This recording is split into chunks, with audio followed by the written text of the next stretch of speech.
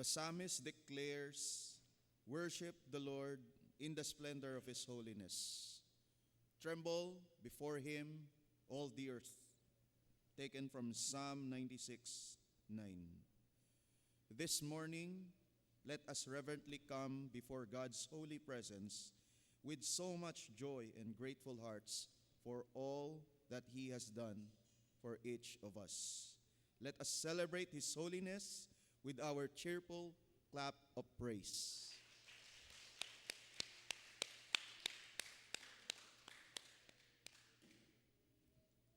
Beloved brethren, with our heads bowed down, let us prepare our hearts to worship God.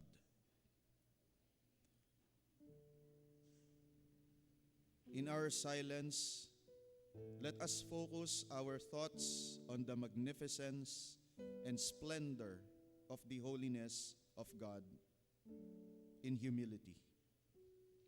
Let us see ourselves as we really are before him. The prophet Isaiah declared, "God is seated on the throne, high and exalted. With the train of his robe fills the temple. How great is our God in awesome majesty. He is all-powerful, merciful, wise, and just. In him we fully trust." Let us reverently praise him and reflect on the scope of his goodness and his loving kindness. Let us praise him, acknowledging with thanksgiving his ever-presence with us.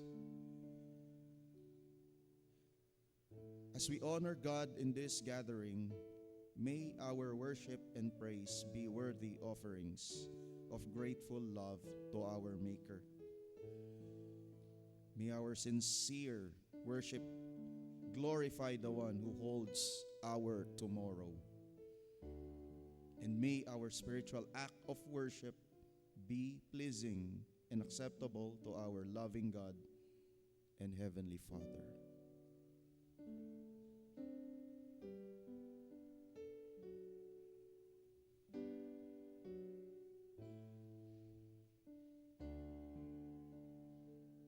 My beloved brethren, let us all rise.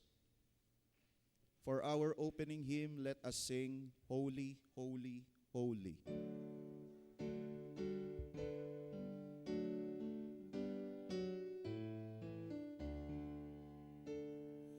Holy, holy, holy, Lord God Almighty. Early in the morning, our song shall rise to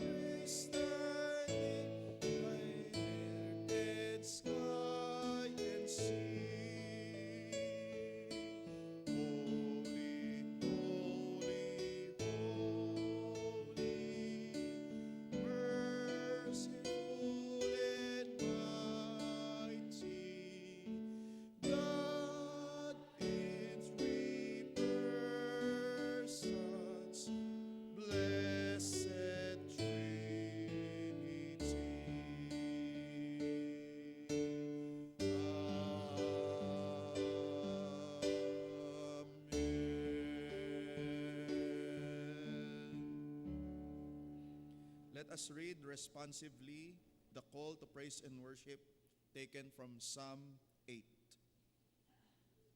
O Lord, our Lord, how majestic is your name in all the earth. You have set your glory above the heavens. From the lips of children and infants, you have ordained praise because of your enemies, to silence the foe and the avenger.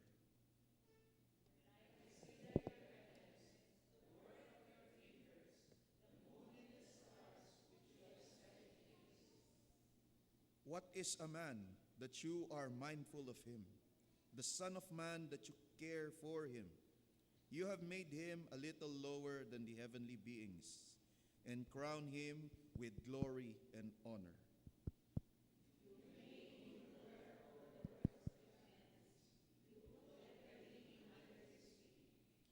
All flocks and herds, and the beasts of the field, the birds of the air, and the fish of the sea, all that swims the paths of the seas, altogether. O Lord, our Lord, how majestic is your name in all the earth.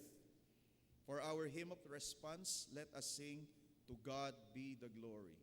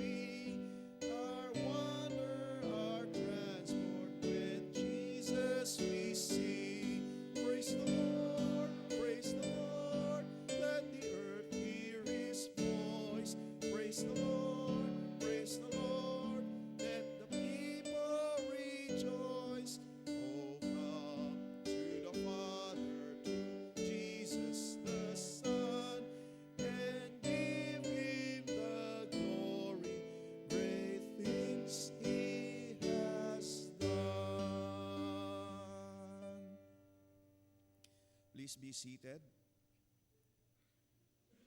and join me as I pray. O Lord, our great and almighty Father and King, we come with humble hearts to your presence this morning. We rejoice for you reign over all. Your sovereign hands holds everything. Everything happens, works, and exists by your will. Together with all your children in creation, we will shout your praise and exalt your holy and awesome name.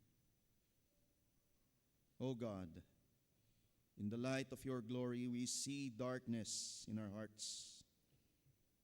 We see our own transgressions, and we have walked away from the straight path, followed our own whims and passions that are against your will. And therefore, O Lord, we humble ourselves. We ask for your forgiveness, for we have fallen short of your glory. We have gone our own ways, selfish, proud, and blatantly disobeyed your statutes. Therefore, we groan and admit, like what the psalmist says in Psalm 32, verse 1. Have mercy on me, O God, according to your unfailing love, according to your great compassion, blot out my transgressions. We pray, O Lord, that you will cleanse us, for our sins are ever before us, O Lord. We cannot hide anything from you. Therefore, by faith, O Lord, we come, believe the blood of your Son, Jesus Christ, who followed your will perfectly, and that by his merits, O Lord, we can claim forgiveness and cleansing from all our sins. And with grateful hearts, O Lord, we come into your presence with thankful hearts, grateful of your forgiveness, grateful that we can freely serve you this morning and have fellowship with one another, to praise you, exalt your name, to serve with all our hearts. Thank you for the promise of that forgiveness and the assurance of our pardon, and by that's all, possible by his blood, O Lord. We thank you, and this is we pray in Jesus' name. Amen. For our hymn of response, let us sing, Search Me, O God.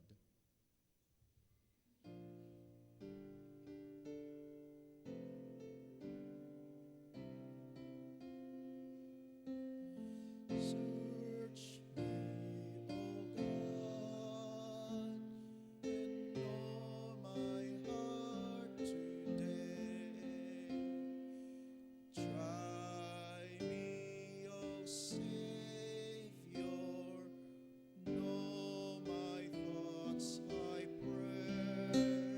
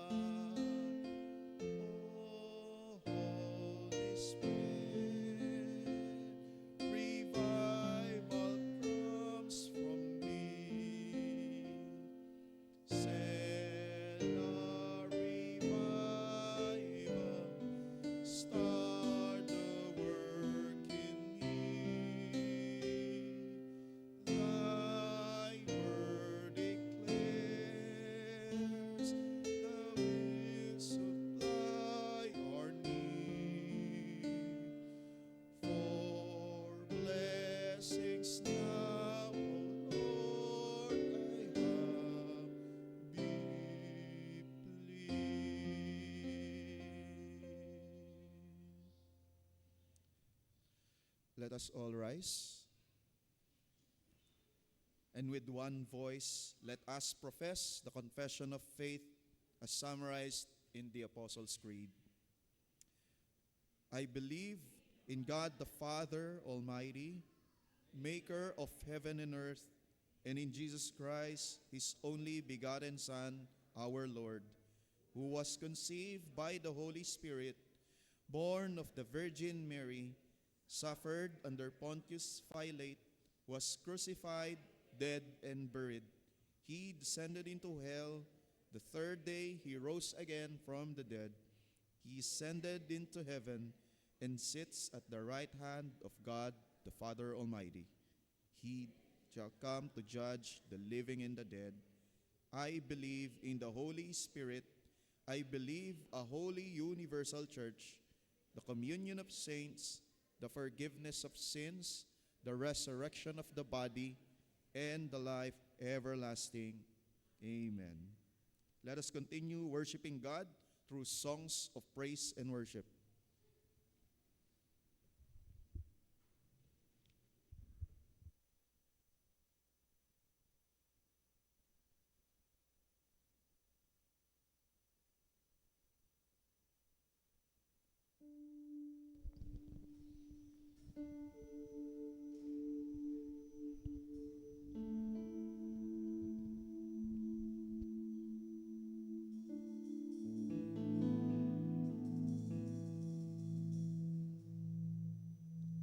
Morning po. Magandang umaga mga kapatid kay Kristo. Ang ating Diyos ay dakila. Our God is great and He is worthy to be worshipped. Sama-sama nating itaas ang Kanyang pangalan. Ano man yung ating pinagdadaanan, itaguyod natin. Dahil ang ating Diyos ay Siya ang hari at Siya yung may karapatan na sambahin ang Kanyang pangalan. God is great.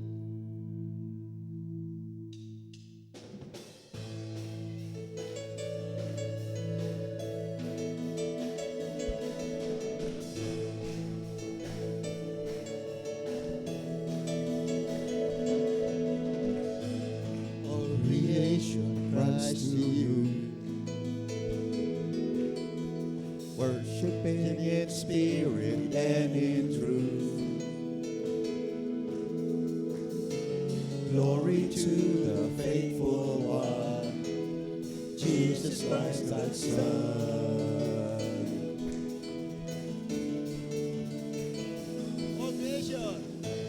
All creation gives you praise. You alone are truly great. You alone are God who reigns for eternity.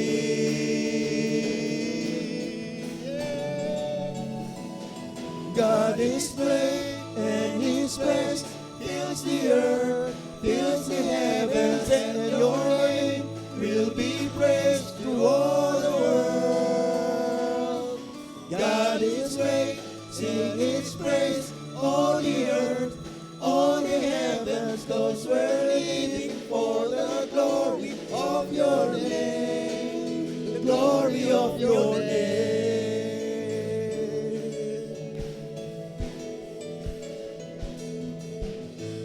All to you, O God, we bring. Jesus, teach us how to live. Let your light burn in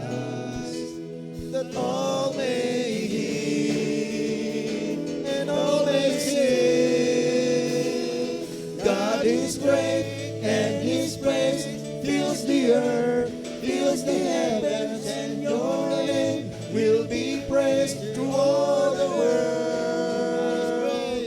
God is great, sing His praise, all the earth, all the heavens, 'cause we're living for the glory of your name, the glory of your name.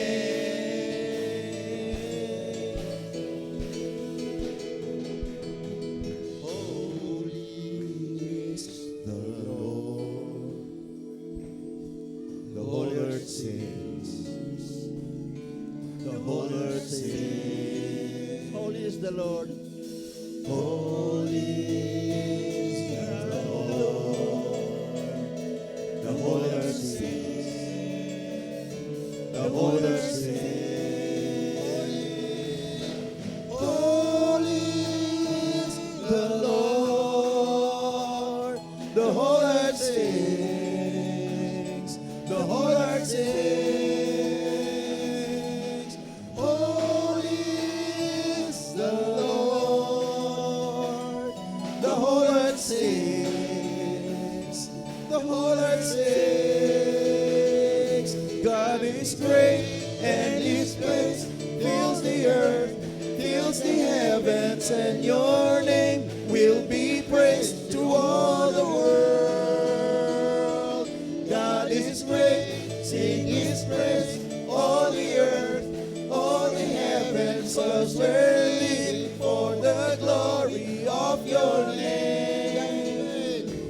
God is great, and His praise fills the earth, fills the heavens, and your name will be praised to all the world. God is great, sing His praise, all the earth, all the heavens, 'cause we're living for the glory of your name. 'Cause we're living for the glory of your name. 'Cause we're living for the glory of your name. The glory of your name.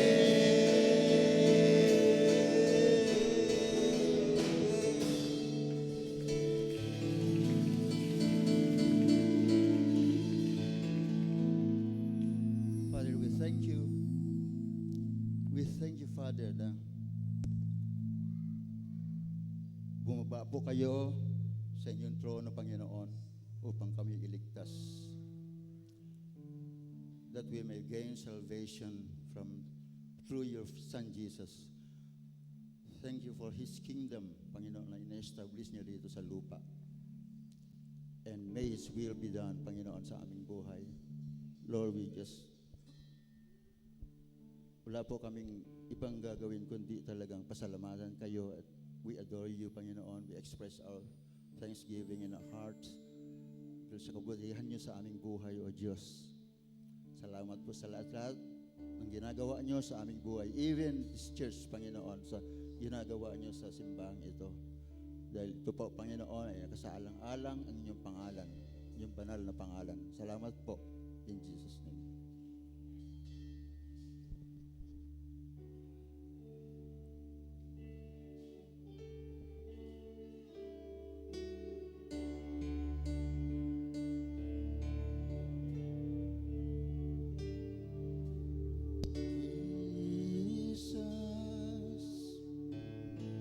God's righteousness revealed. The Son of Man, the Son of God, His kingdom comes. Jesus, redemption sacrifice,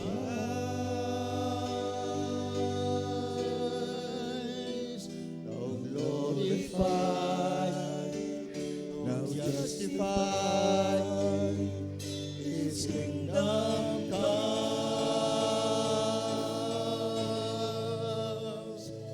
and this kingdom will know no end, and its glory shall know no bound. For the God's majesty and power, and His kingdom's King has come, and His kingdom's reign, and His kingdom's rule, and His kingdom's power and authority. Jesus, God's righteousness revealed.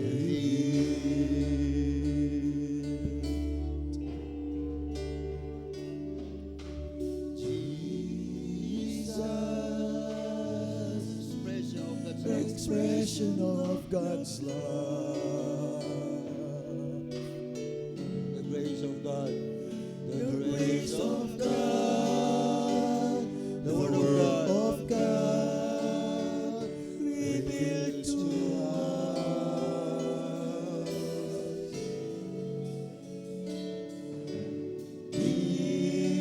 Jesus, God's holiness displayed,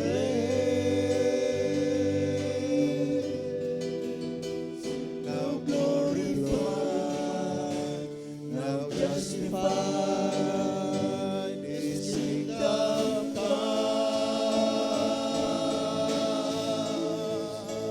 and His kingdom will know no end, and His glory shall know no bounds, for the majesty and power of this kingdom's King has come,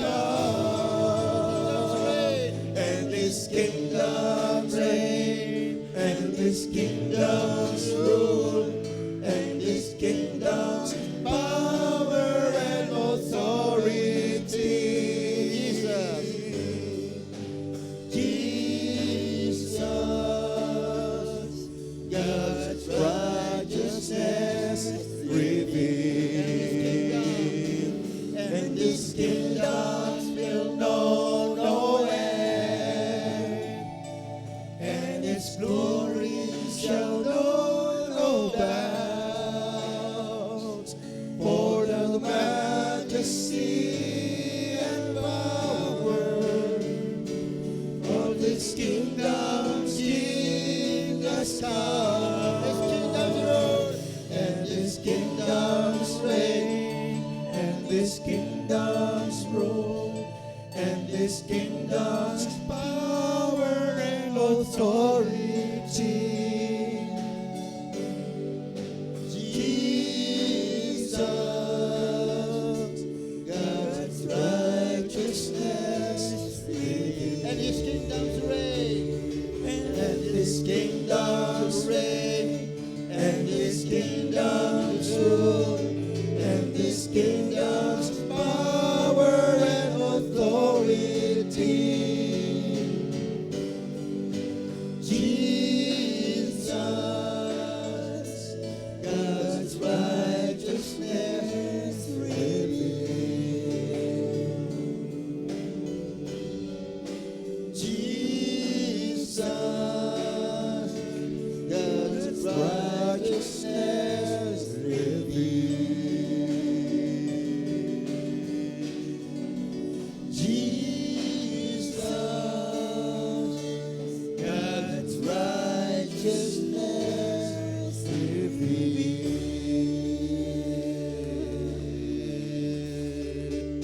Amen.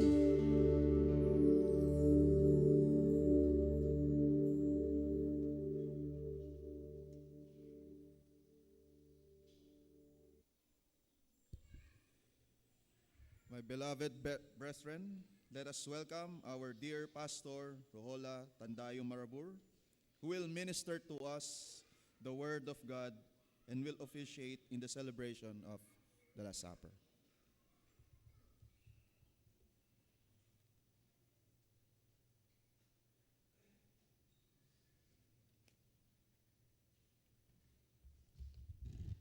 Isa pong napagpalang umaga po sa inyo mga kapatid. Good morning. Muli ako po ay nagpapasalamat sa Panginoon at tayo po ay nabigyan muli ng pagkakataon na makapagbahagi sa inyo muli ng mensahe ng pag-asa mula sa kanyang salita. Sa dako pong ito, tayo po ay nasa ikahuling bahagi na ng ating taon at what better way to end the fourth quarter of this year than to help us acknowledge the fact that indeed we are called for the harvest. Paalala po sa atin ng ating Panginoon ang importansya na kabahagi tayo ng kanyang kaharian sa pag-aani. Pero bago po tayo magsimula, muli akin pong gustong ibahagi muli sa inyo na tayo po ay magsisimula ng isa pong bagong sermon serye na pinamagatang Harvesting for the Sake of the Kingdom. And for this specific Sunday, we will be focusing on our passage found in the book of Deuteronomy, chapter 16, verse 1 to 17. And our message for today is entitled, The Power of Harvesting for the Kingdom. But before we start, I would just like to again invite each and every one of you to please rise. At atin pong basahin ang atin pong talata, again found in the book of Deuteronomy chapter 16, verse 1 to 17. We will be reading on the second half of our passage, starting at verse 9. In verse 9, it reads, Count off 7 weeks from the time you begin to put the sickle to the standing grain. Then celebrate this festival of weeks to the Lord your God for giving a free will offering in proportion to the blessings the Lord your God has given you. And rejoice before you, the Lord your God, at the place he will choose as a dwelling for his name. You, your sons and daughters, your male and female servants, the Levites in your towns, and the foreigners, the fatherless, and the widows living among you. Remember that you were slaves in Egypt, and follow carefully this decrees. Celebrate the Festival of Tabernacles for 7 days after you have gathered the produce of your threshing hold and your winepress. Be joyful at your festival, you, your sons and daughters, your male and female servants, and the Levites, the foreigners and the fatherless, and the widows who live in your towns. For 7 days, celebrate the festival of the Lord your God at the place the Lord will choose. For the Lord your God will bless you in your harvest and in all the work of your hands, and your joy will be complete. 3 times a year, all your men must appear before the Lord your God at the place he will choose, at the festival of the unleavened bread, the festival of weeks, and the festival of the tabernacles. No one should appear before the Lord empty-handed. Each of you must bring a gift in proportion to the way the Lord your God has blessed you. May the Lord bless the reading of his word. Please remain standing as we pray and seek the Lord's guidance in our study for this morning. Tayo po'y manalangin.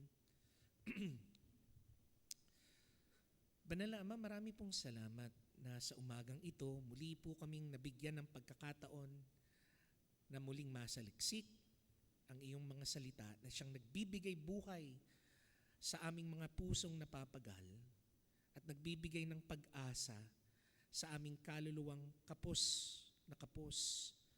sa kapalaran.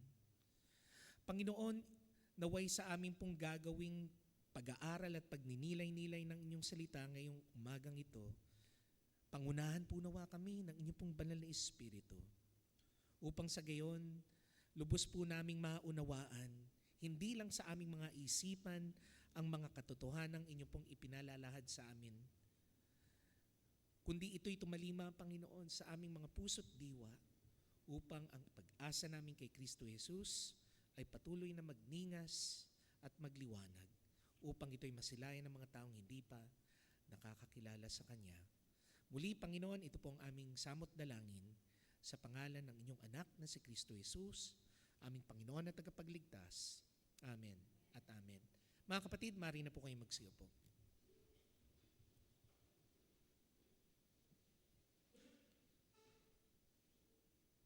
Marahil po ngayong umagang ito, marami po sa inyo ang nag-aakala na sa panahon nating ito na kung saan napakabukas po ang paglalahad ng mabuting balita at tila ba laganap na ang pagtatanim ng mga iglesia, akala natin na nagampanan na natin ng lubusan ang ating pong takda na gawain mula sa Panginoon na ikalat at ipamahagi ang Ebanghelyo ni Kristo sa lahat. Pero kung mapapansin po ninyo, in the recent survey done by Joshua Project, na-highlight po na higit po sa 90% ng mga tao sa Pilipinas ang nagmamalaki na sila po ay mga Kristiyano. Ngunit, sa bilang na ito, tila ba dumarami pa rin po ang hindi nakakakilala sa Panginoon. About 6.3 million people have been proven to be unreached. That is actually 5.4% of our population. And significantly, kung mapapansin po rin natin, napakalaki rin po ng bilang ng mga tao sa Pilipinas ang tila ba wala pong access sa gospel. Again, according to Joshua Project, an approximately 23,000 out of 42,000 barangays in the Philippines have no evangelical churches, which is equivalent to about 30 million people. Mga kapatid, kung inaakala po natin na nagampanan na po natin ang ating tungkulin bilang mga tagabahagi ng Ebanghelyo ng Panginoon dito sa Pilipinas, statistics is proving us wrong. Napakalaki pa rin po ng dapat nating habulin. Napakalaki pa rin po ng kinakailangan nating tapusin bago dumating ang ating Panginoon. That's why the call of our Lord in Matthew chapter 7, verse 37 to 38 is still a call for us today. Jesus said, "The harvest is plentiful, but the workers are still few." Kakaunti pa lamang rin po pa rin ang kumikilos para ipalaganap ang mabuting balita ni Kristo para sa lahat. Pero ang tanong ninyo, Pastor, mahirap po eh. Mahirap pong magbahagi, mahirap pong magturo, mahirap pong magpalaganap. Hindi pa po kasama dyan yung tila ba nakikipagkompetensya tayo sa ating mga kapwa, mga mananampalataya na kamanggagawa rin dapat natin, katulong rin dapat natin sa pagbabahagi ng Ebanghelyo. Kasi tila ba ang nangyayari sa atin, imbis na maakay natin kay Kristo ang mga taong hindi pa nakakakilala sa kanila, ang inuuna po natin ay yung dami ng pwede nating maaakay po sa loob ng iglesia.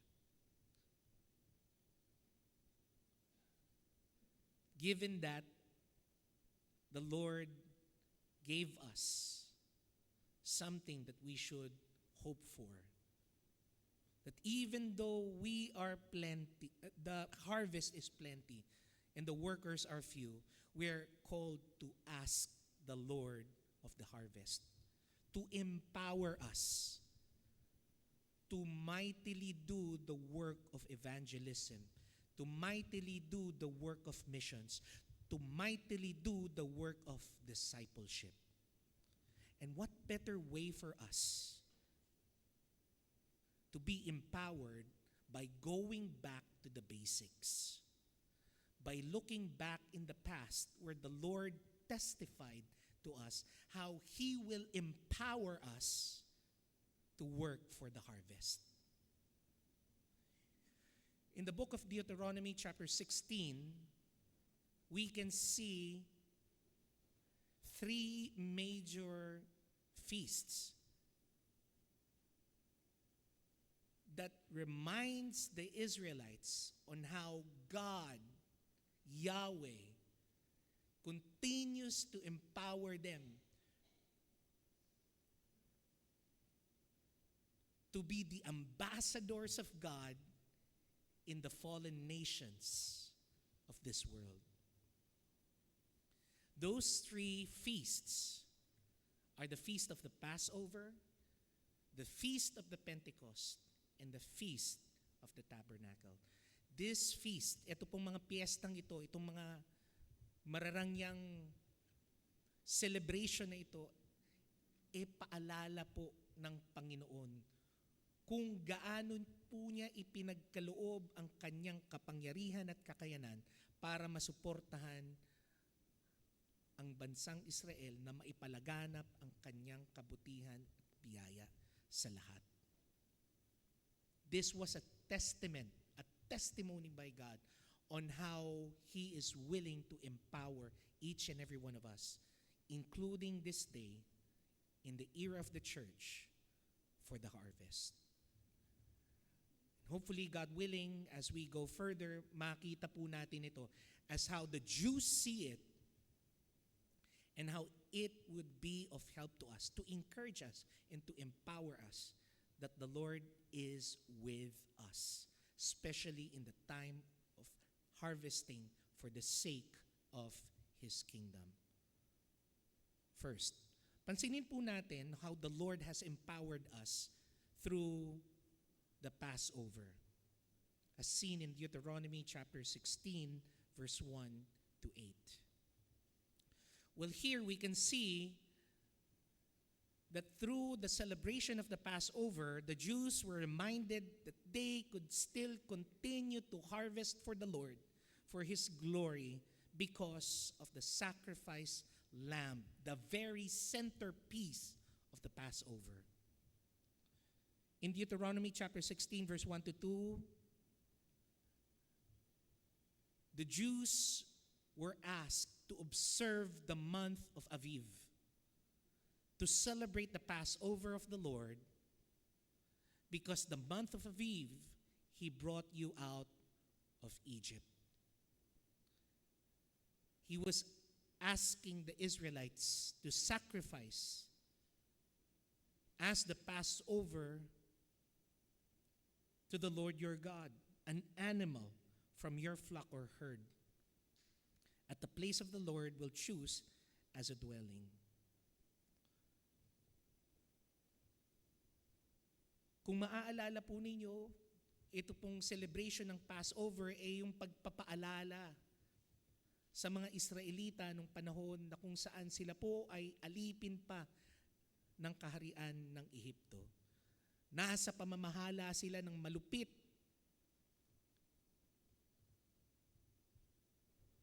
na pagpapasailalim sa kanila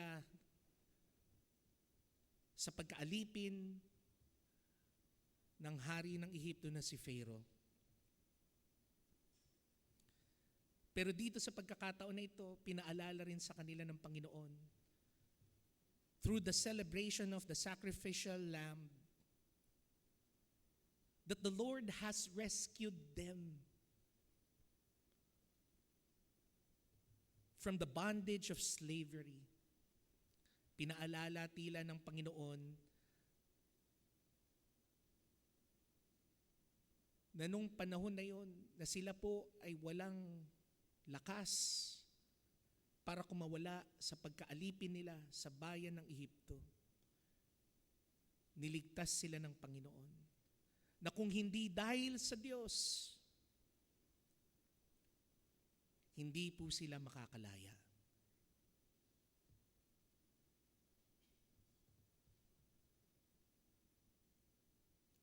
Kung mapapansin nyo rin, mga kapatid, ito rin po ay paalala sa atin ng ating Panginoon na kung patuloy po tayo naaasa sa ating mga sarili para magawa ang tungkulin ng pag-aani ng mga kaluluwa para sa Panginoon, hindi po natin ito makakaya. Anumang pagpaplano, anumang uri ng husay meron, ang mga nangunguna sa ministeryo ng pangangalat ng mabuting balita, kung wala ang Panginoon na siyang magliligtas, hindi ito magaganap. Ito rin po ay paalala rin sa atin na kung isa sa mga dahilan kung bakit hindi rin po natin makayanan na mangaral, na ibahagi ang ebanghelyo sa iba ay dahil una, mababa ang tingin natin sa mga hindi natin kapananampalataya. Pinapaalala sa atin ng Panginoon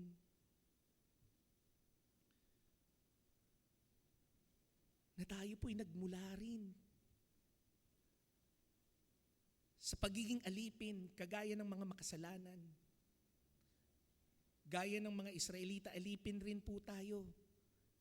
Alipin tayo ng ating mga kasalanan kung hindi tayo niligtas ng Panginoon.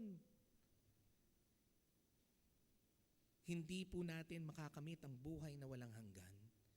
Hindi rin po natin makakayanan ng mamuhay na may kabanalan sa Panginoon. Kaya ito po'y paalala sa atin na kung hindi ipinagkaloob ang tupa na siyang isinakripisyo para sa ikaliligtas ng mga Israelita, hindi natin magagawa na matanggap ang kaligtasan ng Panginoon at may bahagi ito sa iba.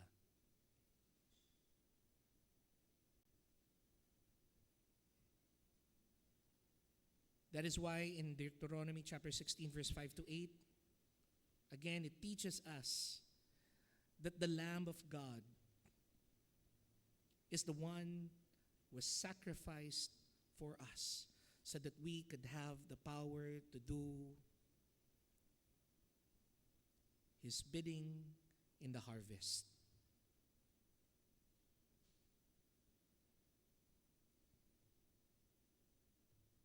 In verse 6, it says there that except in the place He chooses as a dwelling for His name, He continues on by saying that you must not sacrifice the Passover in the town of the Lord your God that gives you.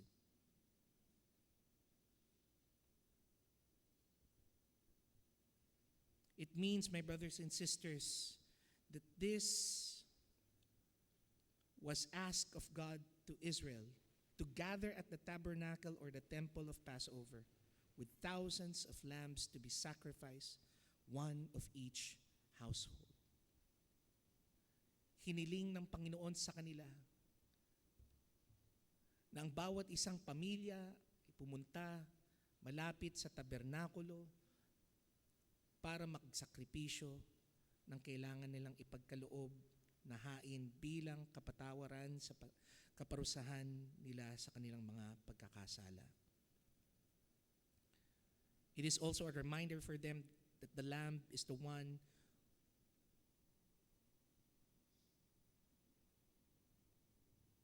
who was sacrificed and carried the guilt of their sins. In verse 7, they are also reminded and commanded that in the evening when the sun goes down, they should do the sacrifice of the Passover.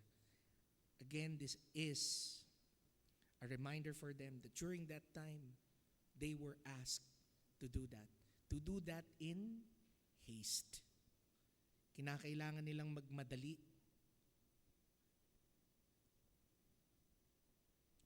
Kasi ang pagbibigay ng kaligtasan ng Panginoon para sa kanila ay madali rin. Agad-agad nilang natanggap ang pagkalaya nila mula sa kanilang pagkaalipin. Ito'y paalala rin sa atin, mga kapatid, na nung ipinagkaloob na ng Panginoon ang kanyang anak na si Kristo Jesus, ang sacrificial lamb para sa atin, at nung tinanggap natin siya sa pamamagitan ng pananampalataya, agad-agad rin nating nakamtan ang buhay na walang hanggan na kanyang inaalok, ang kalayaan mula sa ating mga kasalanan. The efficacy of His redemption was sure.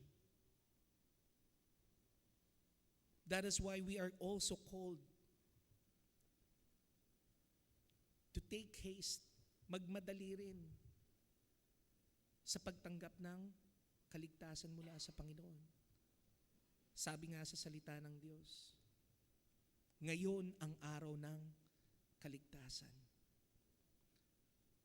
Hanggat may napapanahon pa raw po na pagkakataon na tayo ay makatanggap sa biyaya ng Panginoon, dito sa panahon ng biyaya, dapat raw po natin gawin. And at the same way, because salvation is at hand, salvation is near, now is the time for salvation, we are also asked to share the message of the gospel as quickly as possible, as fast as possible. Every day is the right day to share the gospel.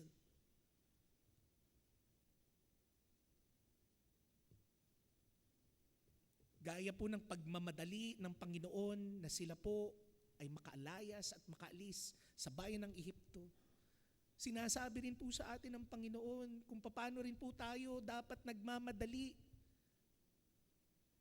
na umalis at lumabas para ipakalat ang kanyang mabuting balita sa lahat.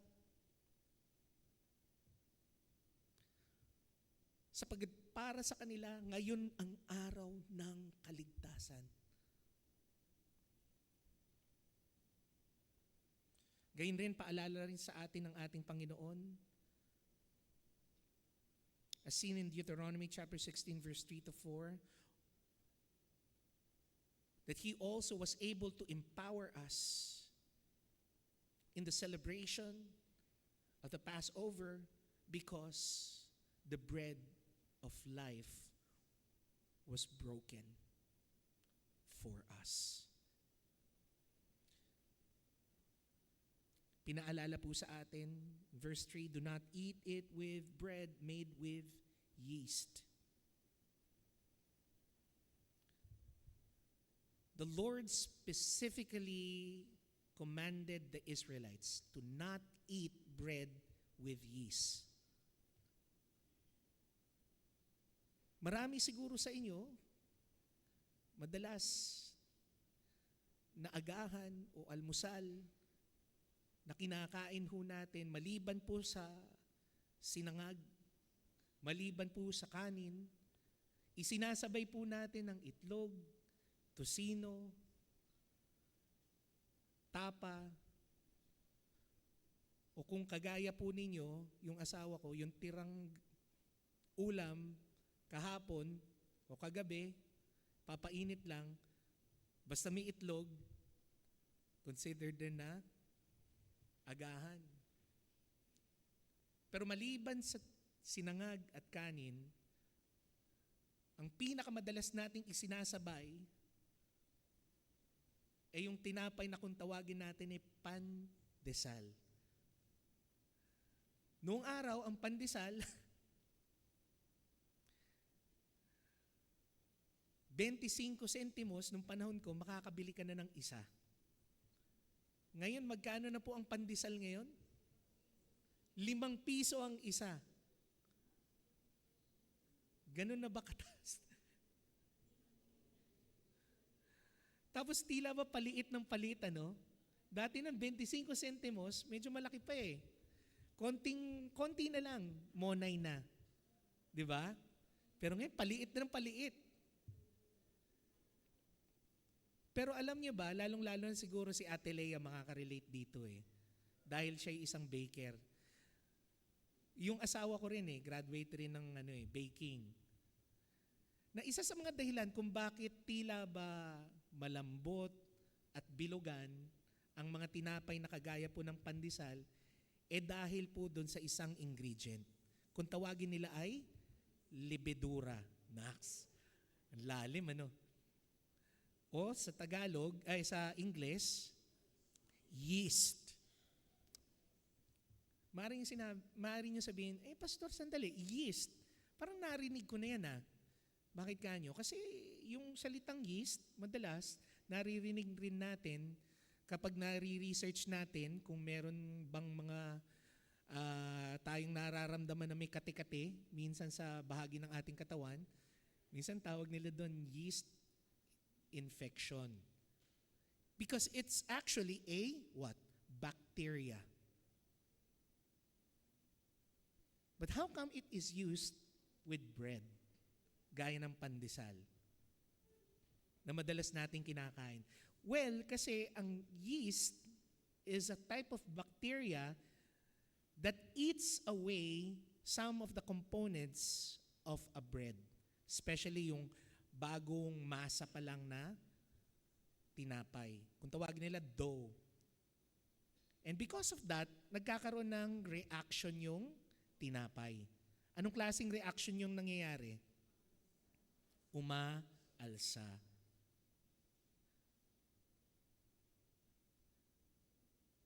Kaya nga po dito, mapapansin po natin, batay po sa kautusan ng ating Panginoon, minabuti po niya na kapag magdiriwang raw po ng piyesta ng Passover, or this specifically, the Feast of the Unleavened Bread, bali lumalabas hindi lang po 3 yung piyesta dito na binanggit sa atin ng ating Panginoon. Lumalabas kasi 4 siya.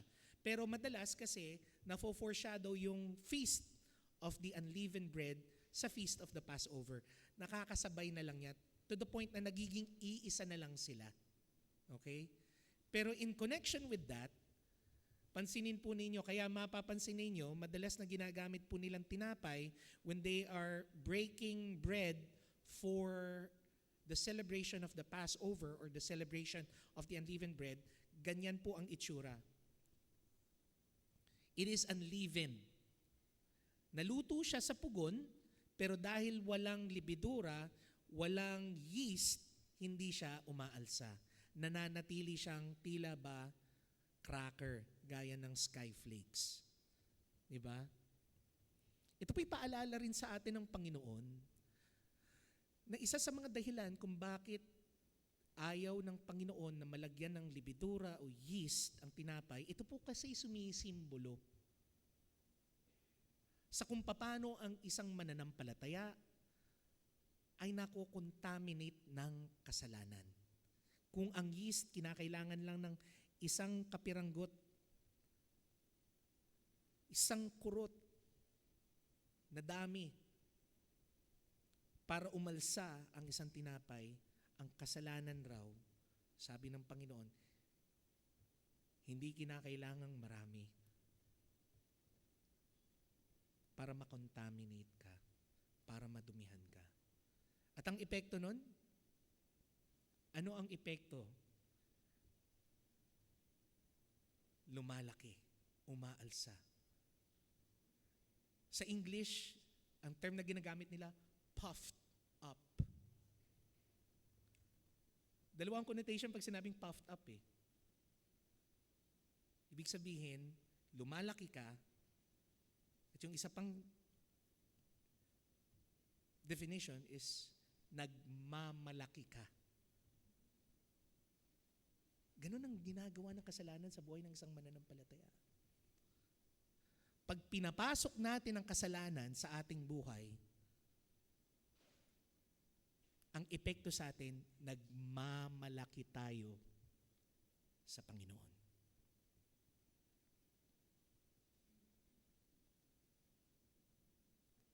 Kaya niya hiniling, madalas kasi ganito magbigay ang Panginoon eh. Lahat ng kanyang mga kautusan, madalas, lalo na pag ceremonial, ginagawa niya yun for us to have a picture of a greater idea, a greater theology that God is teaching us. That sin contaminates men and women. It makes us puffed up. Kapag tayo'y namumuhay sa kasalanan, parang sinasabi natin hindi natin kailangan ng Diyos. Kaya ito'y paalala sa mga Israelita, gayon rin sa atin, na huwag tayong mamuhay sa kasalanan. At nakakatuwa pa nga pong isipin dito na yung tinapay na pagsasaluhan ng pamilya para dun sa piyesta ng Passover, yung unleavened bread, because on how it was cooked, you can see holes in it, perforated because of the heat. And then it is broken to many pieces so that all of those who celebrate the Passover will be able to take part. Paalala rin kung paano sinararawan ng ating Panginoon ang kanyang sarili bilang tinapay ng buhay. Nagaya ng tinapay, ng matzah, because of the heat, it was pierced. Jesus was also pierced for us. And how the bread was broken, the body of Christ, the bread of life, was also broken for us. A great reminder that during the Passover, it is a testimony of how God's grace is bestowed upon us. And how through this grace, we can also show grace to others through the preaching of the gospel, through taking part of the harvest. Second, the harvest is also made possible because of the Spirit within the Pentecost, as seen in Deuteronomy chapter 9, verse 12. Dito, makikita po natin na kumikilos ang Panginoon sa pamamagitan ng pagdiriwang ng piyesta ng Pentecost upang magpaalala sa atin na ang banal na Espiritu na siyang nagbigay sa atin ng pangako, ang siyang magpapalakas sa atin sa ating pag-aani para sa Panginoon.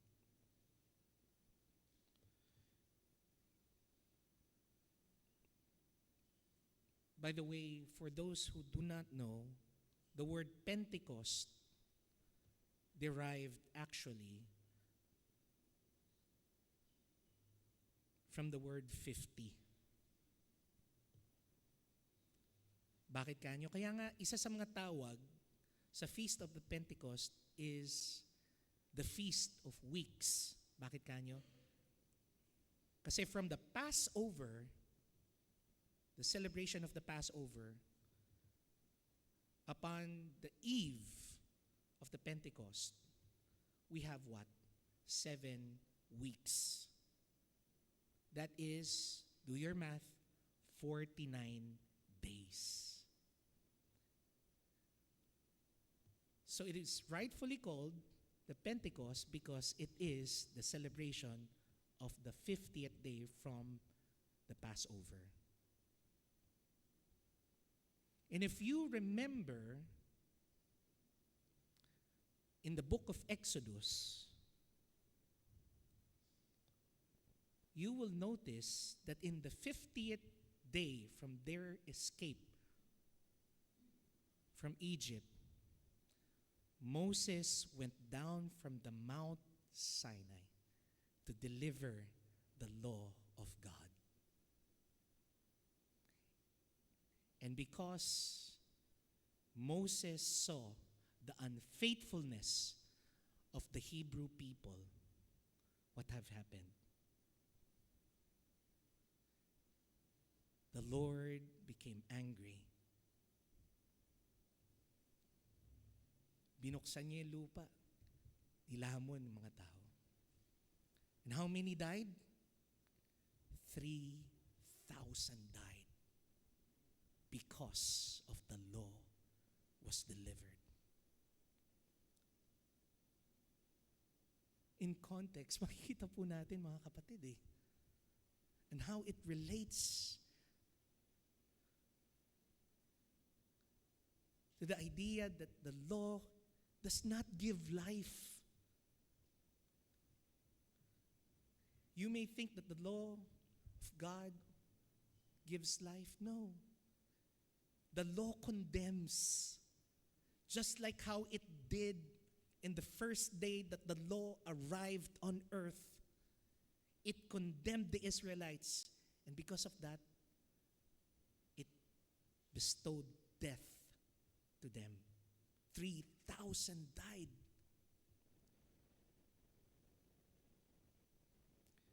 Kaya po alam po natin na kung pagbabasihan lang po natin ang batas ng Panginoon, lahat po tayo malilipol. It will never give life to us.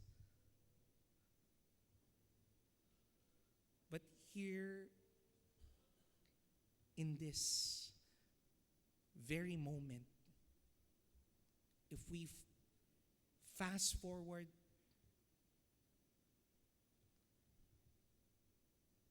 to the New Testament, we can see that as how the Feast of the Pentecost is a feast that all of us should be joyful for. We can see that the joy came because the spirit of the Pentecost came for us. That when Jesus went down and went back to heaven to go to his Father, he did not leave us empty-handed. He gave his comforter, his very own spirit, to give us life. So my brothers and sisters, it is a reminder for us that because of the promised spirit of the Pentecost, we are able to continue to work for his kingdom. We can give free will offerings to the Most High because of the power of the promised spirit of the Pentecost. That is why we can serve with joy, because the joy in the spirit of the Pentecost empowers us as well to do his work. That is why rejoicing was possible during that time. In verse 11 to 12, it says, "Rejoice before the Lord your God."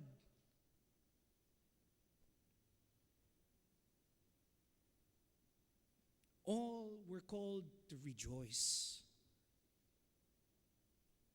Male and female, all servants, all foreigners, fatherless, and widows. Again, it is as if this is a reflection of what has happened now, because the spirit of the Pentecost arrived. Kaya nga po totoo yung sinabi ni Apostol Pablo that because of the Spirit of Christ, we are all equal. There is no more free, no more slaves. There's no more women or men. There is no more young and old. All is made equal in Christ Jesus.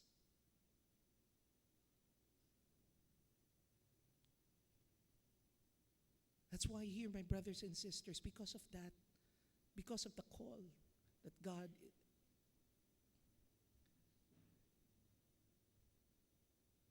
is asking for us.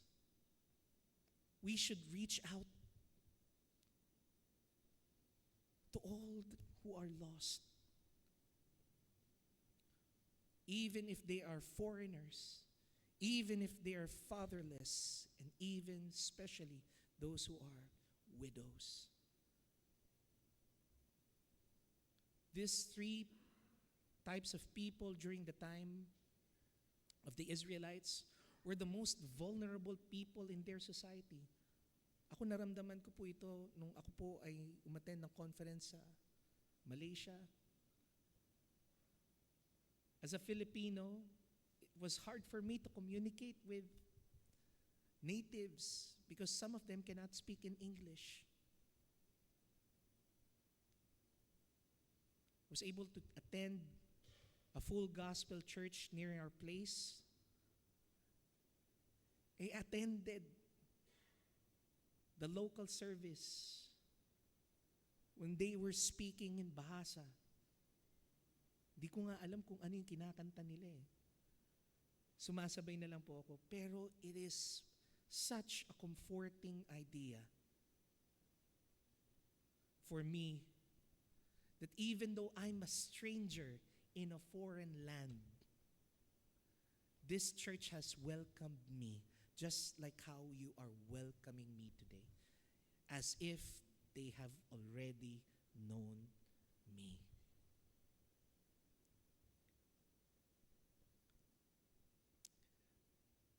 So sharing the gospel, doing the harvesting, especially for those who are minority, is smiled upon by God. It is according to His will.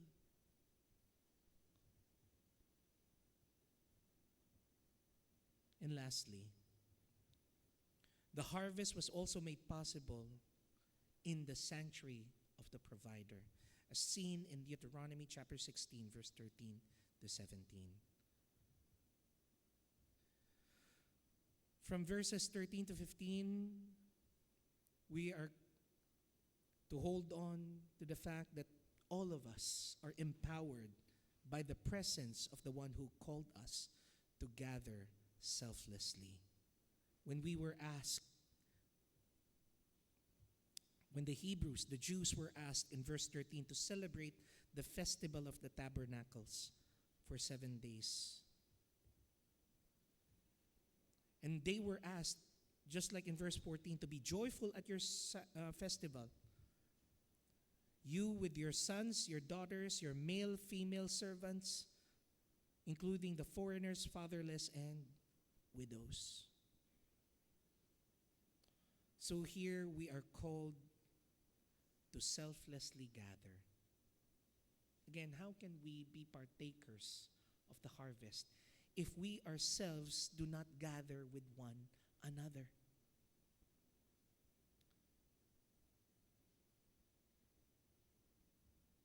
Kaya nga po,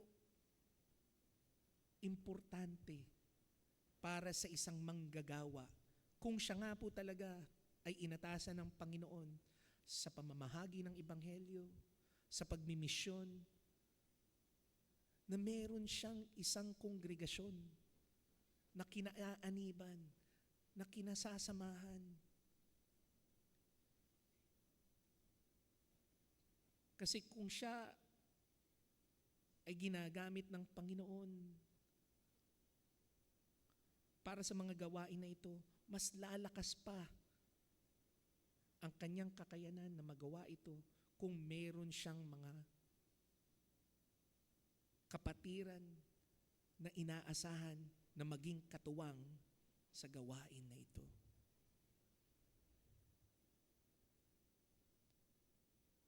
They were called to meet, to celebrate, and to worship together, and to do it selflessly.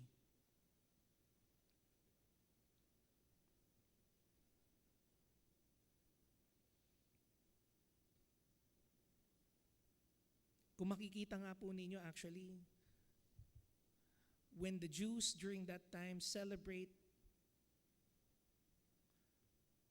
the Feast of the Tabernacle, what they usually do is that around the tabernacles, they create what? Booths. That's why this feast was also called the Feast of the Booths. Nakakita na ba kayo ng mga booths madalas sa mga school fair?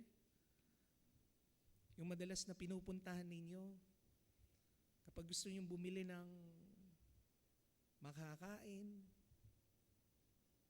doon kayo makakabili. Parang isang maliit na kiosk. Gumagawa sila ng parang tent na gano'n na kung saan doon sila mananatili. Ito'y pagpapaalala sa kanila kung paano sila iningatan ng Panginoon sa gitna ng kaparangan during the time of wilderness. They were circling around in the wilderness before they reached the promised land. Kung paano rin sila bilang isang bayan na pinagpala kahit na sa kalagitnaan ng kanilang pagdurusa sa gitna ng disyerto. Paano sila iningatan, kung paano sila pinanatiling ligtas ng Panginoon. Ito'y paalala rin sa atin, mga kapatid, na kapag kasama natin ang Panginoon, kapag tayo ay nasa Kanyang presensya, na kahit nasaan mang lupalop tayo dalhin ng Kanyang kalooban para mamahagi ng Kanyang ebanghelyo, ng Kanyang mabuting balita, nariyan siya sa atin, na mag-iingat, magpapala, at patuloy na mga ngalaga.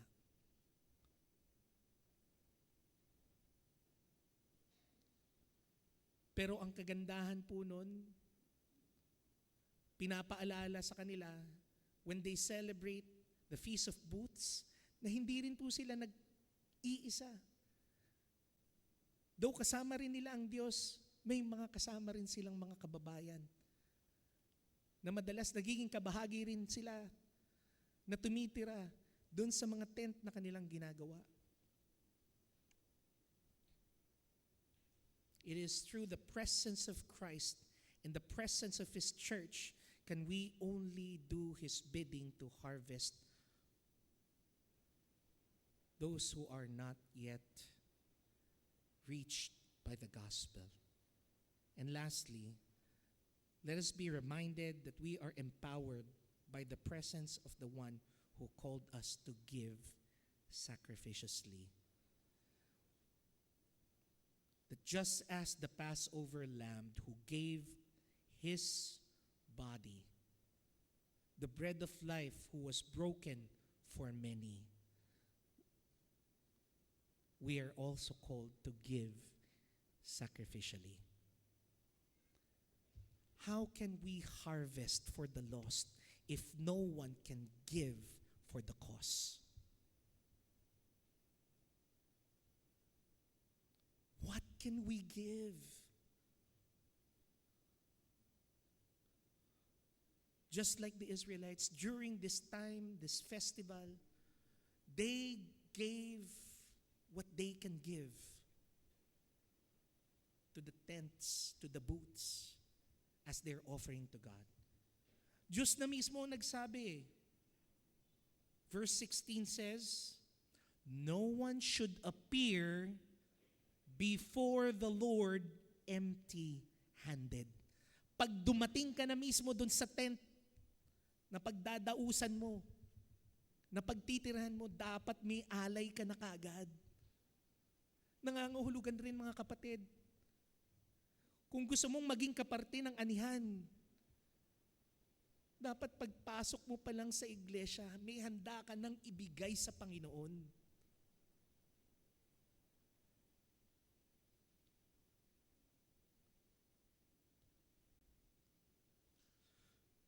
Kung ano ang meron ka, oras mo, kalakasan mo, maging kayamanan mo, ikalulugod ng Panginoon kung ibibigay mo to para sa Kanya. Katanggap-tanggap ito para sa Kanya. lalong-lalo na kung ganito ang mentality mo. Sabi sa verse 17, each of you must bring a gift in proportion to the way the Lord your God had blessed you. Walang fixed amount. Walang fixed na oras. Anong sabi ng Panginoon? Kung gaano mo naranasan ang pagpapala niya, dapat ganun rin kadami ang isasakripisyo mo sa Kanya. Parang sinasabi mo kung paano mo ipapakita ang iyong pagbibigay, ganun rin mo ipapakita kung gaano naging mapagbigay ang Diyos sa iyo.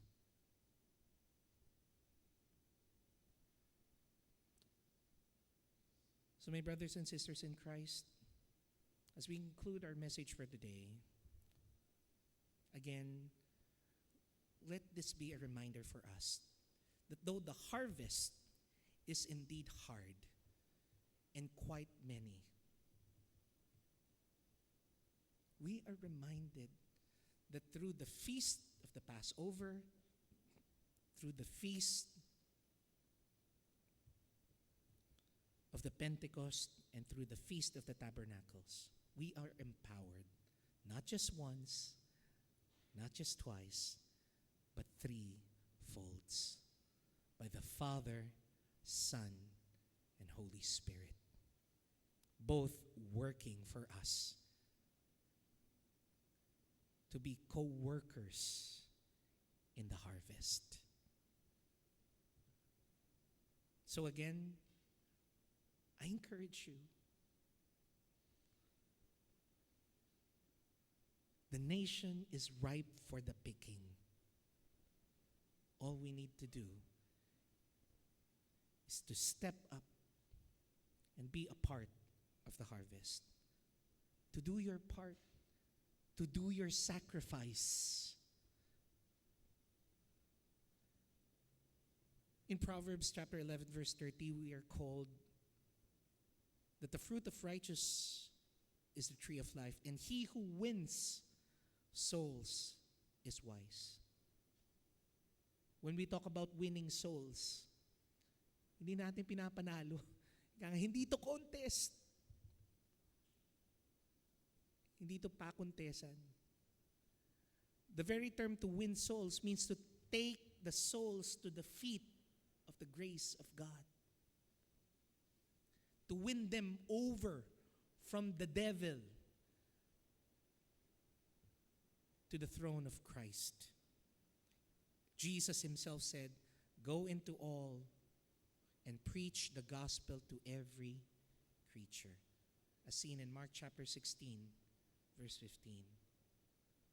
So it is essential to share the gospel to everyone.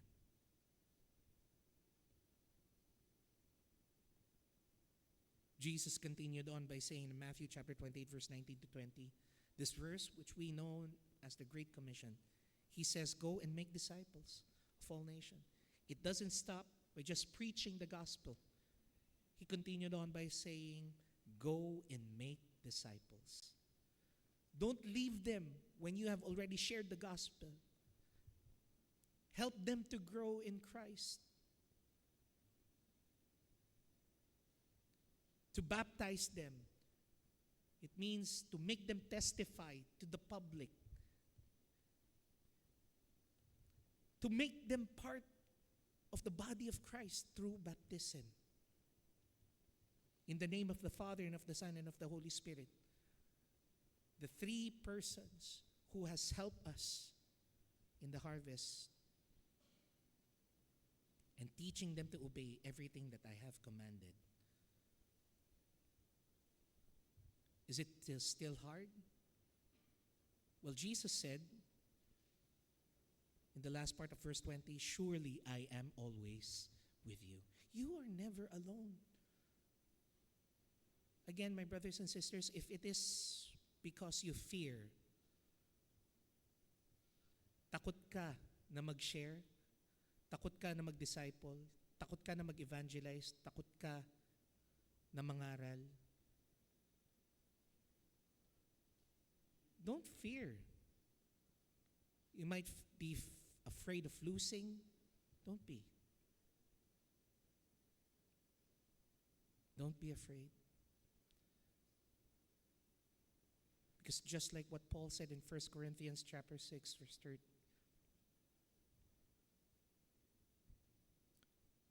he recognized that it is not him. He said, I planted, Apollos watered, but who made it grow? Who made it ripe for the picking? It is Jesus. We are just a microphone, a loudspeaker. It is God through His Spirit, the provision of the Father, and through the aid of Christ can we be a part of the harvest. So as we continue in the spirit of worship today, let us again take part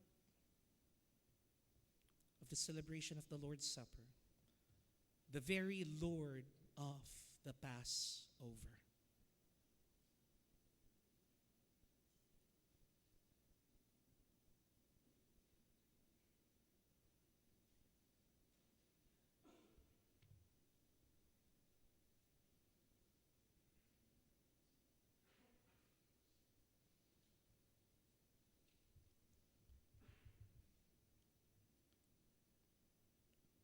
Let us pray. We give thanks to God, the Father, that our Lord Jesus Christ, before He suffered, gave us this memorial of His sacrifice until He comes again. At His Last Supper, the Lord Jesus took the bread, and when He has given thanks, He broke it and said, "This is my body, which is for you. Do this in remembrance of me."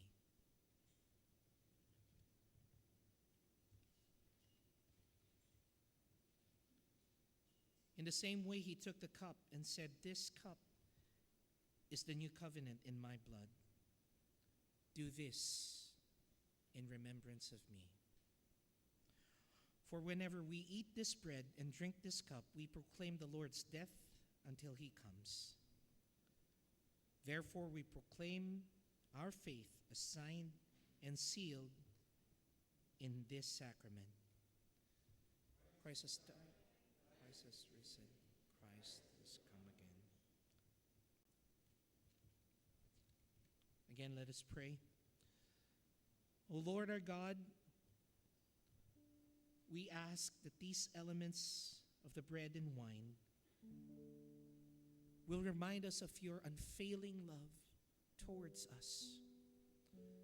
May we and all your saints be united with Christ and remain faithful in hope and love. Gather your whole church, O Lord, into the glory of your kingdom.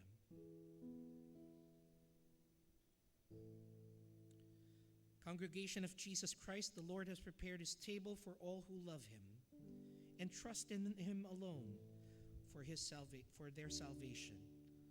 All who are truly sorry of their sins, who sincerely believe in the Lord Jesus as their Savior, and who desire to live in the obedience to Him as Lord, are now invited to come with gladness to the table of the Lord.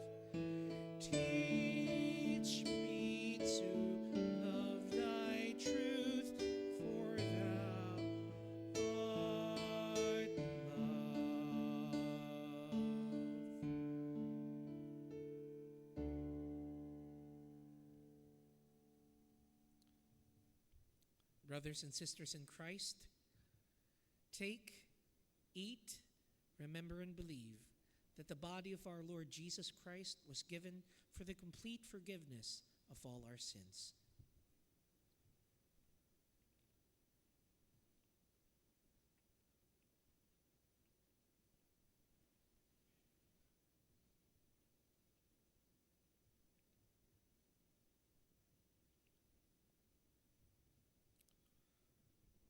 Brothers and sisters in Christ, take, drink, remember, and believe that the blood of our Lord Jesus Christ was given for the complete forgiveness of all our sins.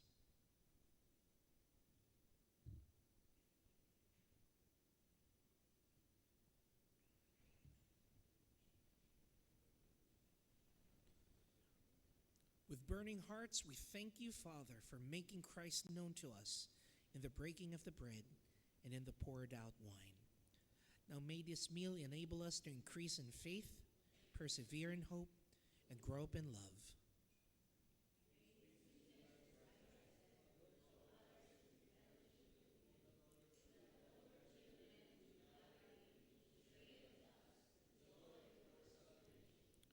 Send us out of this place by your Spirit, our ears open to your word, our minds alert to the calling you gave us, our hearts full of zeal for your coming kingdom, our voices confessing the name of Jesus, our Lord and our God. Amen. You may now be seated.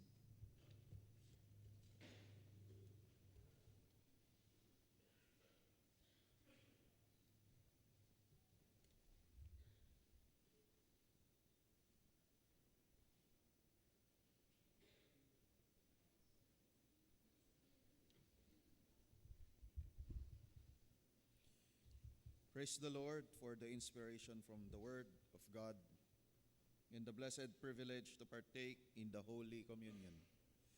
As a fitting response to the blessings we have received, let us now bring our tithes and offerings to the house of the Lord.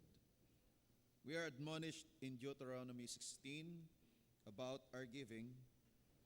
Each of you must bring a gift in proportion to the way the Lord your God has blessed you. May we call now on our deacons to collect our tithes and offerings.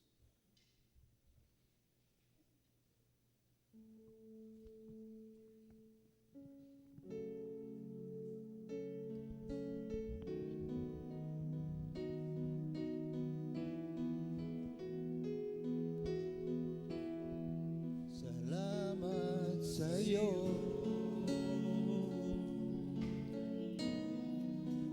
aking Panginoong Jesus. Ako'y inibig mo at inangking lubos. Ang tanging alay ko sa'yo, aking Ama, ang buong buhay ko, puso at kaluluwa, pinangakaya ng magkapagkaloob, mamaling iyas, ikintong ilugong, ang tanging dalangin, O Diyos, ay tanggapin. Ang tanging alay ko, nawa'y gamitin. Ito lamang, Ama, wala nang iba pa akong iniibig.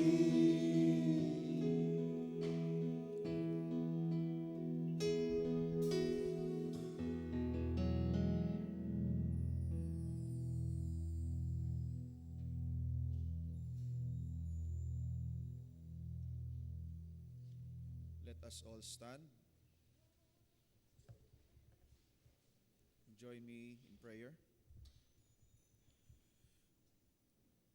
Our faithful Father, we have come with grateful hearts for giving us this opportunity to give back some portions of your blessings for the work and the furtherance of the gospel here on earth. Thank you, Lord, for you have not withheld anything good from us. And in response, we are giving back some portions of your bounty. We pray that you accept these gifts and bless it so that more souls may turn back to you. May your kingdom come, O Lord, and your will be done here on earth as it is in heaven. This is our prayer in your most precious name. Amen. Let us sing our doxology.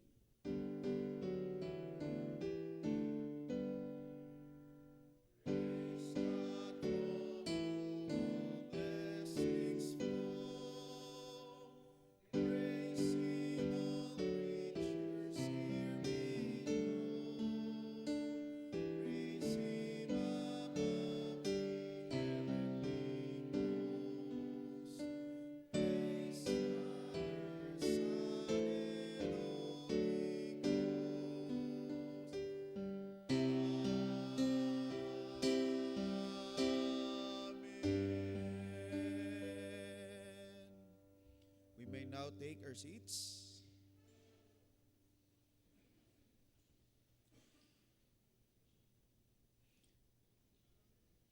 Today, we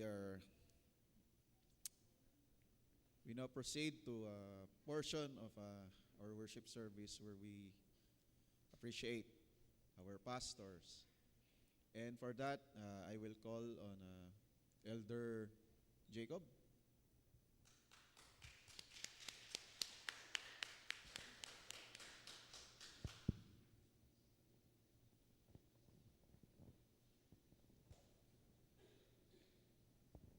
Thank you po. On behalf of Elder Bart as chairman po ng CCCN, we would like to take this opportunity para i-express ng simbahan po natin ang ating pasasalamat sa Panginoon sa buhay ng ating butihing pastor. So before po natin to tawagin ang pangalan ni pastor, let me read to you yung content po ng cheque. Ay,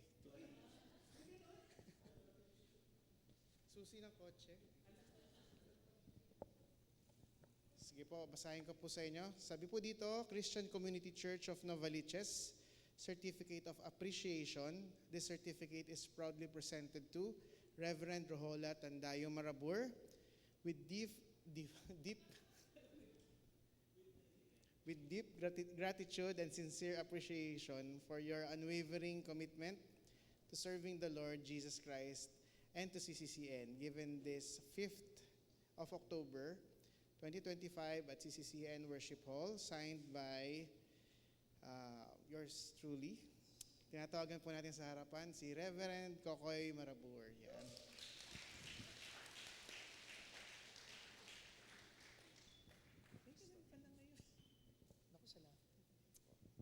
Pwede po tayong tumayo.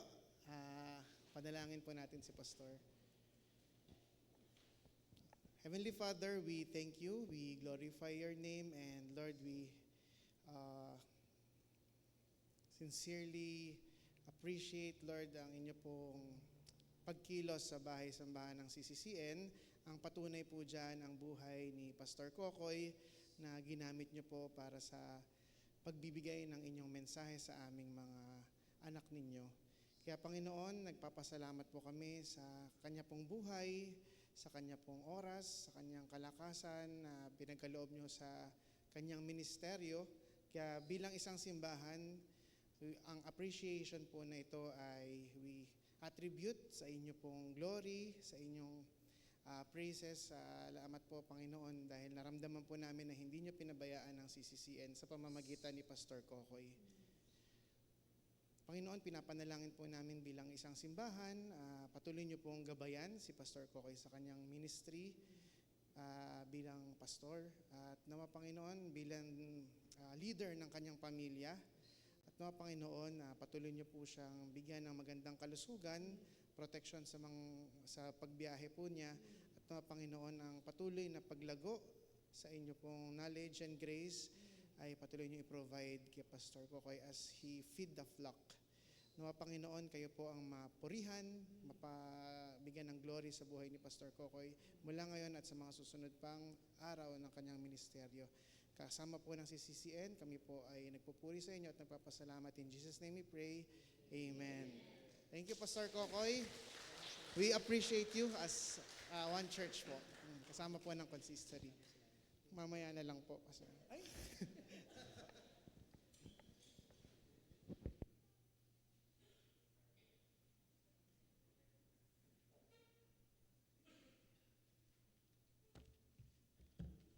Ayan. Salamat sa Panginoon sa buhay ni Pastor Coco. And sa umagang ito ay we also welcome all our visitors, no? At kung meron man po tayong mga nakikinig online, you are welcome. We hope na patuloy namin kayong even makasama physically, ano? And join us again in our next Sunday worships thereafter for our mga susunod pa, no? And for now, we will be greeting our birthday celebrators from October 5 to 11. Let us greet a happy birthday kay Jasmine Mendoza. Ayan. Okay. October 8. October 8 din, let us greet Jessie Robonal. October 10, Rebecca Bing Abadilla. And so happy birthday sa ating mga celebrators, and there will be no wedding anniversary celebrators for this week, so we will proceed to our announcements. For our Reformation Day reminders, ito po ay sa October 26, 2025, no? Wala po tayong worship service dito po sa ating kapilya, no? At gaganapin ito sa dating venue natin, no, sa Brittany. Please register with Deacon Josie Escosio if you are attending, and also please order your Reformation t-shirts to Deacon Christy Parungaw, no? As soon as possible. Ayan. So we also this is also a potluck, ano? And by the way, yung pong ating deadline, no? Deadline ng order and payment is next Sunday. So, ngayon and next Sunday, hanggang next Sunday pa po yung deadline. At ito po yung sample, no, ng ating Reformation t-shirts. Meron tayong extra small and pati yung ating 2XL, no? Na hanggang ganun po yung range ng ating size. Available po sa mga ushers, no? Kindly approach our ushers. At ang price po niya ay 199 pesos. Ayan. So, kung meron pa po ba, ano pa po sunod? Okay, teachers meeting po after the worship service. So, panawagan po sa ating mga teachers. And, ayan, CCCN election. Ayan, so kami po ay naatasan as committee, no? September 28 to October 4 po. Please pray for church leaders whom you will, so hanggang ngayon po yan. Ito po yung nomination, this Sunday po, no? Ngayon po. So meron pong mga inabot kanina na ballot papers. Sorry. Nomination papers. So, ang gagawin po natin is magno-nominate po tayo ng mga nakikita nating possible leaders, mga next leaders, no? And ihuhulog po natin doon sa box sa likod. So, kung wala pa pong nakakuha ng papers, ay kumuha na po kay Ashley. Ayan. Sa likod. Ayan. So, Diaconal Ramage Project, a call from the deacons for items that can still be used. So, mga damit, mga kitchen utensils, and mga iba pang mga bagay-bagay na pwede pang gamitin. Ayan. Please bring them to the church or coordinate with deacons. Ayan. Ang project na ito ay para sa ating outreach sa Citrus, where we will be giving a mini Christmas Noche Buena package, no? So para po yan sa Noche Buena package. prayer meeting on Wednesday at 9 a.m. So patuloy po yan every week. At CCCN Bundle of 7, please get in the back. No? So tayo po ngayon ay nagse-celebrate at ang theme po natin ay harvest. So we hope and we encourage everyone to participate in the work of harvest. No? And kung meron pa po ba akong nakalimutan?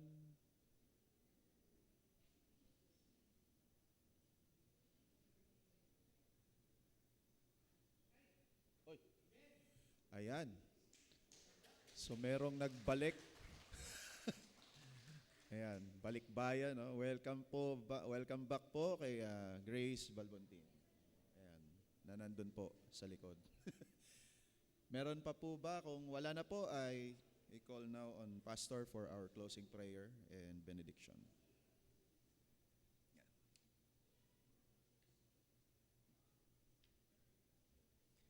Mga kapatid, tayo po'y magsitayo. Tayo po'y manalangin. Banal na Ama, marami pong salamat sa muling pagpapaalala po sa amin na kung mahirap nga po ang gawain ng pag-aani, Panginoon, pinaalala niyo po sa aming salita, sa inyong salita, Panginoon, na bagamat kami po, Panginoon, ay walang kakayanan, kayo po ang siyang magbibigay ng kalakasan po sa amin. Sa pamamagitan po ng pagpapaalala sa amin ng mga pinagdiriwang, Panginoon, na mga piyesta ng sinaunang mga Israelita, gaya po ng Feast of the Passover, Feast of the Pentecost, and the Feast of the Tabernacles. You're basically saying to us that you are always with us, that you will always provide, protect, and help us in the harvest for the sake of your kingdom. So Heavenly Father, we continue to also pray for our brothers and sisters in Christ who are celebrating their birthdays today, for Sister Jasmine Mendoza, Brother Jesse Robonal, and to Sister Rebecca Bing Abadilla. Dalangin po namin na patuloy niyo po silang pagpalain at dagdagan pa po ng maraming taon ang kanila pong mga buhay na magagamit po nila sa pagbibigay, Panginoon, ng kadakilaan sa inyo. Dalangin rin po namin, Panginoon, na kayo po rin ang patuloy na magbigay ng kalakasan po sa mga kapatiran po namin na patuloy, Panginoon, na magko-commit sa kanila pong mga ministeryo. Panginoon, itinataas po namin ang nalalapit rin pong pagdiriwang ng Reformation, Panginoon, ng classes Metro Manila North, na kung saan ang Christian Community Church of Novaliches ay nakabilang. Panginoon, dalangin po namin na sa kanila pong gagawin, Panginoon, ang pagdiriwang, pagpapaalala ng inyong katapatan sa Reformation, Panginoon, ay inyo pong iparanas sa kanila.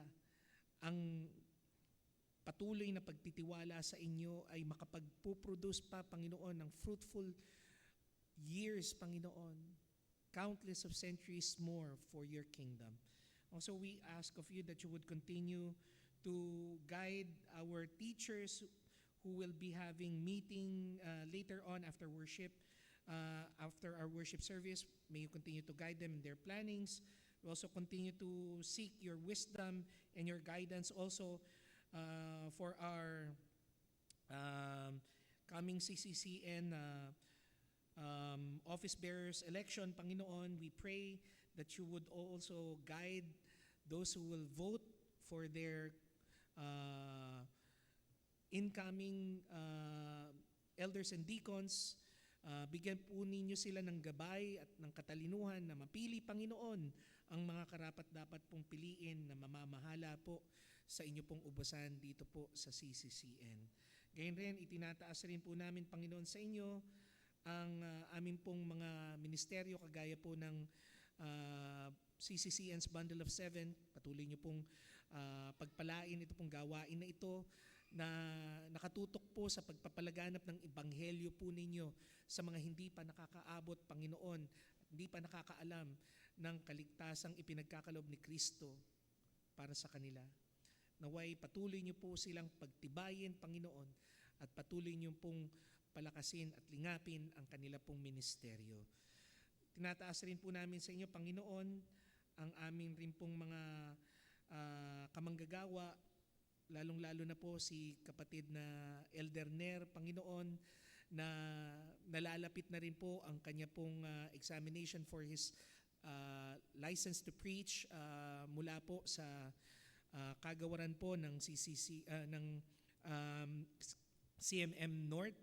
We pray, Heavenly Father, na siya po ay makapasa, Panginoon, at magabayan niyo po sa kanya pong paghahanda, Panginoon, sa pagdi-deliver, Panginoon, ng mga mensahe na magiging daan, Panginoon, para mabigyan po siya ng lisensya para mangaral. Ito po, Panginoon, ang aming samot dalangin sa inyo, sa ngalan ni Kristo Jesus, aming Panginoon at tagapagligtas. Amen at amen. Mga kapatid, tanggapin po ninyo ang pagpapala ng Panginoon. The Lord bless you and keep you. The Lord makes face shine upon you and be gracious unto you. The Lord lift up his countenance upon you and give you his everlasting peace.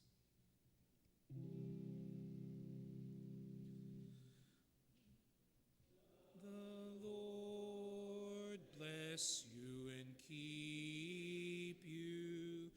The Lord lift his countenance upon you and give you peace, and give you peace. Lord, make his face to shine upon you and be gracious, and be gracious.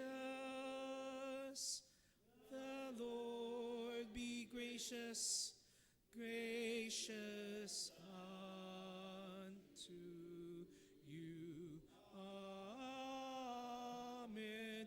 Amen.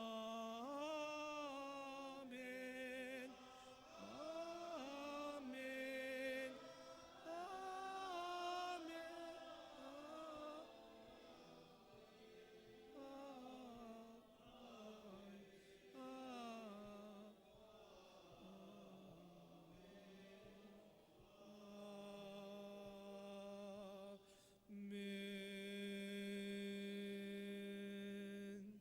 God bless you all and have a blessed Sunday, everybody.